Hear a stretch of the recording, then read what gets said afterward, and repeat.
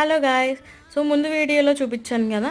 So ఉన్న 2 మామిడికాయల్లో కూడా ఒక మామిడికాయ ఉప్పు కారం వేసి తినేసాం అనమాట అప్పుడే.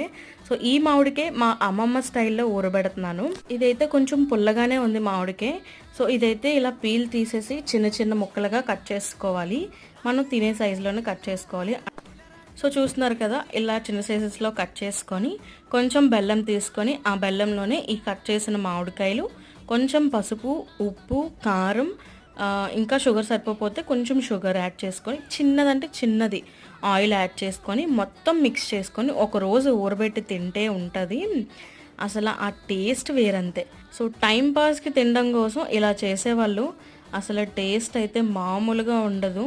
సో మీరు ఎప్పుడైనా ట్రై చేయకపోతే కనుక ఇలా ట్రై చేసి ఊరబెట్టుకొని తినండి. సో ఉప్పు కారం ఊరబెట్టింది వేరే టేస్ట్ అయితే, ఇలా బెల్లంతో ఊరబెట్టింది అయితే ఇంకా టేస్ట్ బాగుంటుంది. సో 1 డే తర్వాత టేస్ట్ సూపర్గా ఉంది. మీరు కూడా ట్రై చేయండి.